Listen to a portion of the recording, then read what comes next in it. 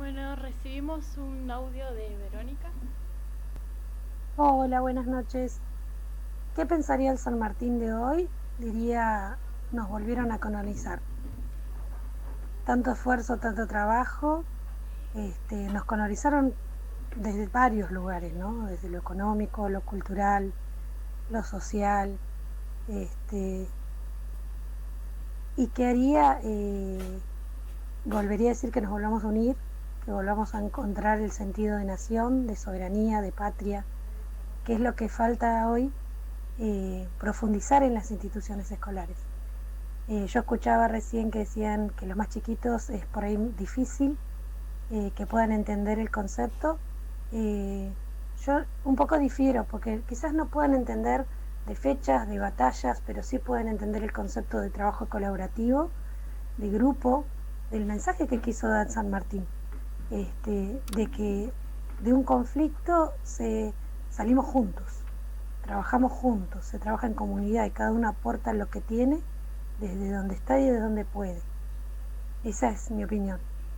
Dale. Sí, desde mi enfoque, si querés, más terapéutico, eh, yo creo que el proceso de entender tiene un paso previo, que es la adhesión emotiva al, al tema.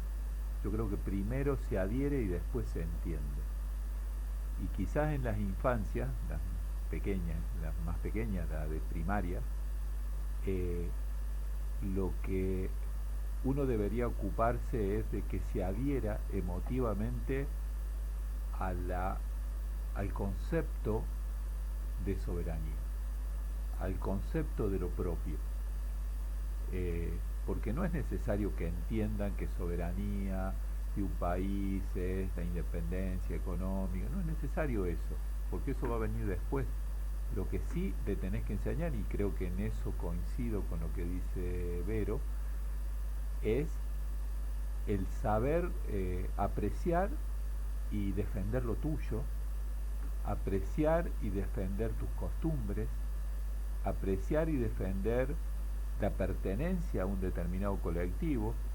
Vero habla de el trabajo de colaboración, eso significa sentirte parte de un equipo. Eso que naturalmente pasa con el fútbol, por ejemplo. No necesitas explicarle a un chico que se pone una camiseta de Argentina eh, qué es soberanía en ese momento, porque adhiere emotivamente. Lo que pasa es que eso no se traslada después a su tierra, a su suelo, a sus costumbres, al contrario, son presos muchas veces a través de las redes, a través del, del manejo sistemático de la información, eh, terminan a veces hasta denigrando lo propio. Entonces, ¿qué le vas a explicar de soberanía si no siente su lugar como propio y como algo a defender? Creo que ahí es donde está el gran trabajo y creo que eso, ahí pondría San Martín eh, la, la mirada más crítica. Porque San Martín cuando va como gobernador de Cuyo, como te digo, va con un proyecto político revolucionario, va para lograr que esa sociedad apoye la construcción desde cero de un ejército para después hacer lo que hizo, pero además junto con eso se encarga de que se extiendan el sistema de acequias para incorporar tierras productivas. Se encarga de que esas tierras productivas se repartan entre la gente más humilde que quiere trabajar. Se encarga que se eliminen los castigos corporales en las escuelas. O sea, se encarga de cosas muy grandes, muy importantes y también muy pequeñas y muy cotidianas, que son lo que van haciendo que la gente sienta que ese proyecto es propio. Y creo que eso es lo que, no solo que se perdió, creo que se fue durante mucho tiempo intentando que se diluya. Y hoy es muy difícil, pensando en un pibe adolescente que recibe casi toda la información a través de un celular, que no lo maneja gente que piensa en la patria, que no lo maneja gente que piensa en nuestro suelo, que no lo maneja gente que piensa en nuestro bienestar como pueblo. Todo lo contrario. O sea que la colonización hoy es mayor que nunca, porque han colonizado la psiquis, han colonizado la subjetividad de las personas. De hecho, en este programa pequeño y modesto, intentamos ir en sentido contrario. ¿Y cómo se llama el programa? Lo que la gente no quiere escuchar. También podemos decir que en ese sentido justamente los teléfonos van, bueno, el algoritmo, acá estamos diciendo lo que no se quiere escuchar, que es incómodo, que justamente estas cosas al ser incómodas los chicos no las consumen, o sea, y el algoritmo los va llevando cada vez más a los lugares cómodos. Y yo creo que no solo pasa con los chicos, que pasa con todo el mundo en este momento, y me parece preocupante como cada vez más escuchamos los propios altavoces y muy poco escuchamos lo que nos incomoda, lo que nos hace enojar, lo que es muy difícil abrirle la puerta a preguntarse por qué. O sea, la curiosidad ya tampoco está muy presente. Yo creo que cada vez menos presente, ¿no? Porque si vos tenés una cosita cuadrada en el bolsillo que supuestamente tiene todas las respuestas del mundo y de la historia, ¿cuál es la curiosidad? Sumado a que hay una hiperestimulación de información constante que no te permite procesar la anterior. Entonces, ¿qué me voy a preguntar de lo que estoy viendo o escuchando si bajo al próximo reel o TikTok y hay otra cosa completamente distinta que no se relaciona y no me permite tener ni el tiempo ni el silencio para pensar siquiera qué opino? No te permite tenerte, porque estás todo el tiempo entretenido. Si te entretienen es porque no te tenés. Bueno, vamos a conversar con Daniel Caminotti, es historiador y docente de historia en la Universidad Nacional del Comahue. Buenas noches, Daniel. Hola, buenas noches, un gusto estar con ustedes, saludo para ustedes y para sus oyentes. Muchas gracias, estamos acá, te comento, Melina y Manuel. Bueno. Hola, buenas noches. Mucho gusto, Manuel. ¿Cómo estás? Bien. Bueno, te queríamos preguntar ¿por qué recordamos a San Martín como un prócer importante en nuestra independencia? Bueno, creo, digamos, que en primer lugar lo recordamos porque toda la tradición histórica que se ha ido formando en la República Argentina, en la nación argentina, ha colocado a San Martín, digamos, como entre los próceres relevantes o entre los personajes históricos relevantes, el más relevante de todos. ¿Por qué? Bueno, porque cumplió una función o tuvo un papel histórico central en lo que fue terminar con la dependencia o dejar de ser colonia española para empezar un camino de país libre, autónomo, de lo que antes era la metrópoli, digamos, que estaba en Europa. Entonces, en ese contexto es donde, en un proceso largo que se había iniciado quizá antes del 10, de 1810, él es quien termina, digamos, dándole el empujón final,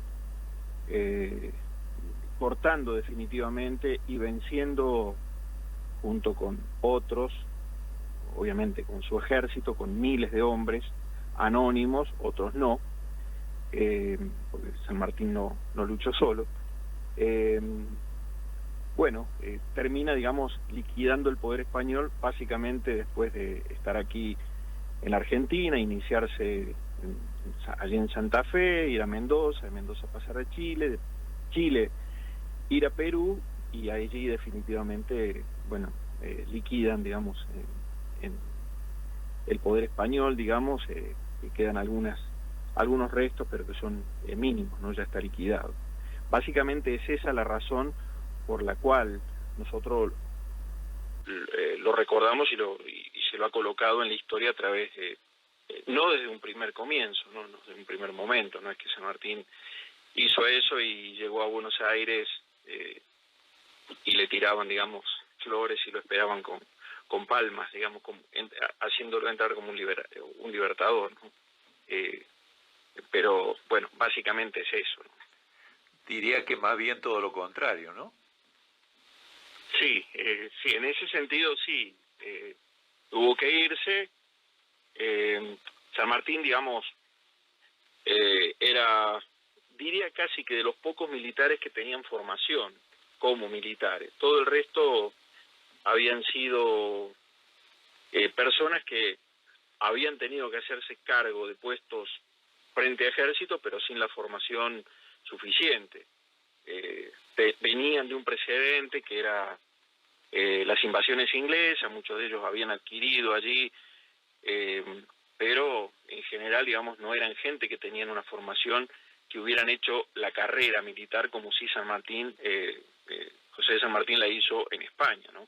Él nace, ustedes lo habrán dicho seguramente, pero bueno, nace allí en las zonas limítrofes de lo que era el Imperio Español con el Imperio Portugués, y bueno, se va cuando tiene, bueno, 5 o 6 años, se va para allá con la familia, la trasladan, el padre era un funcionario, evidentemente no demasiado importante para estar allí, pero se va con su familia y allí inicia la carrera militar, que era una de las maneras en las cuales la gente que no poseía recursos era entrar a trabajar o entrar dentro de la carrera sacerdotal o entrar dentro de la carrera militar, y cuando tenían formación a veces entraban dentro de la burocracia del Estado en ese momento que era necesaria, en fin, aquellos italianos, digamos, o como el primo de él, Castelli, que habían estudiado, en el caso de Belgrano, economía, en el caso de Castelli había estudiado abogacía. Bueno, él se traslada y después, bueno, toma regresa allá por el año 1812, después de haber combatido básicamente contra los ejércitos napoleónicos, ¿no? Pero es cierto, lo que vos comentás, digamos que no, todo lo contrario, se fue, e inclusive en algún momento dado intenta regresar, pero cuando ve cómo estaba la situación acá, ni siquiera llega, digamos, se queda en Montevideo y se pega la vuelta. ¿Nos querés explicar desde tu punto de vista por qué crees que había esa especie de animadversión contra él? Mira, yo creo que lo primero que tenemos que entender es que, a ver, Argentina como es ahora en ese momento no existía. Yo sé que hay veces que voy a decir, pero ¿cómo no existía? No existía, digamos, lo que existía era una serie de colonias que estaban independizándose, gobiernos que se habían levantado en contra. El primero habían empezado allá por la zona, digamos, de lo que actualmente es Venezuela, Colombia, y también aquí. También fue en Paraguay, se inició en Chile y en todos lados. Básicamente esto a partir de la caída del gobierno español con Fernando VII, la invasión a España de los franceses. En ese contexto es donde, bueno, lo que había era una conciencia además de ser americanos, de ser indianos, de ser gente que vivía aquí en las colonias, de alguna manera desplazados, marginados de los poderes políticos, siempre, y menos si no se tenía, digamos, dinero, ni siquiera se formaba parte del cabildo, o se podía ser un representante de alguna casa comercial española. En general, las jóvenes de familias acomodadas, digamos, se querían casar a veces o con militares o con comerciantes, representantes de grandes casas comerciales españolas. Entonces, en ese contexto es donde no había en claro hacia dónde se iba, había una lucha, digamos, de poderes, había disputas acerca de cuál era la forma más adecuada.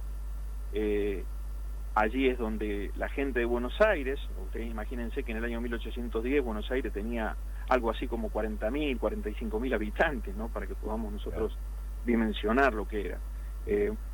San Juan habrá tenido, no sé, 4 o 5.000, lo mismo que algunas otras de las provincias o las ciudades, que ni siquiera eran provincias, porque eran ciudades.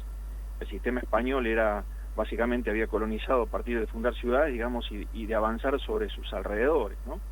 Entonces, en los diferentes congresos que se van intentando reunir, bueno, lo que va ocurriendo es que no queda en claro, por eso hay una cantidad de gobiernos. Si uno mira, esto lo estudiamos, digamos, un poquito en la escuela primaria, algo en la escuela secundaria, digamos, hay una seguidilla de gobiernos que se va discutiendo hasta que se llega ahí en la semana de mayo del 10 a formar una comisión, digamos, una junta, que se supone que está representando los intereses del rey, digamos, no hay que olvidarse de eso, que nosotros festejamos el 25 de mayo del 10 y también festejamos el 9 de julio del 16, donde efectivamente se declara la independencia. Mientras tanto, en ese periodo, es un proceso en el cual hay discusiones. Hay gente como el caso de Saavedra y muchos otros de Buenos Aires, que lo que quieren es, bueno, nos hacemos cargo del poder político, pero en realidad no queremos grandes cambios en la estructura económica y social.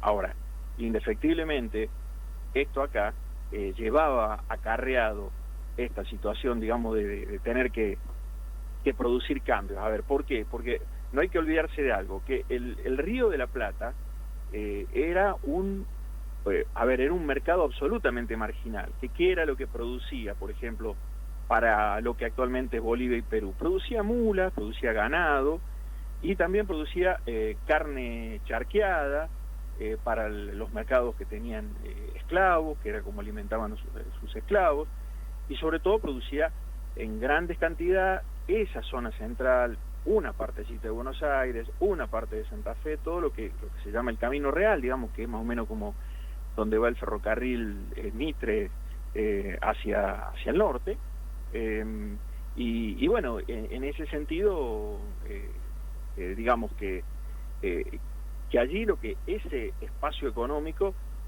con la libertad se rompe, digamos, con la independencia. Es decir, ¿por qué? Porque se disgrega. Y a partir de ahí, digamos, ¿cómo nos acomodamos? ¿Cuál es el problema que tenía Castelli cuando Juan José Castelli va al norte y necesita gente y le ofrece la libertad a los indios? Y el problema que tenía que todos los nobles, digamos, y las familias tradicionales del norte, particularmente de Salta, y se quedaban sin mano de obra, digamos. Sí. Entonces, todo esto traía una serie de problemas en los cuales, bueno, van probando, inclusive en algún momento hasta se plantean colocar un emperador, traer una emperatriz, Carlota Joaquina, algunos, digamos, imaginan poder traer un descendiente de los incas, desde Perú, para que se haga cargo. Y se van probando. Lo cierto es que si ustedes miran, es como que hay un proceso de concentración del poder.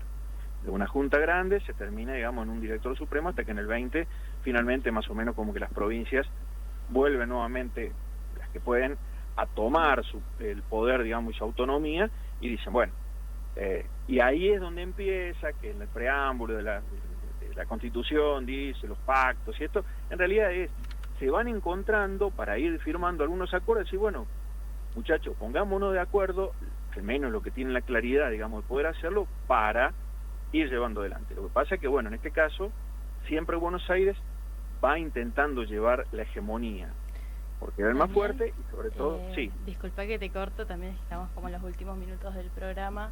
Sí, perdón. No, yo soy un apasionado de eso. No, está muy interesante. Lamentablemente el tiempo se nos acaba, pero estaría bueno que lo volvamos a retomar en algún momento. No hay problema. Disculpen. No, está bien, la verdad que decime bueno. con qué querés con qué cerramos, digamos. Vos me habías preguntado sobre qué características tenía San Martín en términos personales, ¿no? Sí, más allá de eso, capaz que lo que nos interesa es de San Martín, qué aporta su mirada para ver nuestro presente, de forma concreta, porque tenemos 5 minutos, pero... Sí. Mira, es una pregunta difícil. No es una pregunta fácil, digamos, sobre todo porque esto siempre uno va a tratar, digamos, o sea, lo que yo supongo que él pensaría.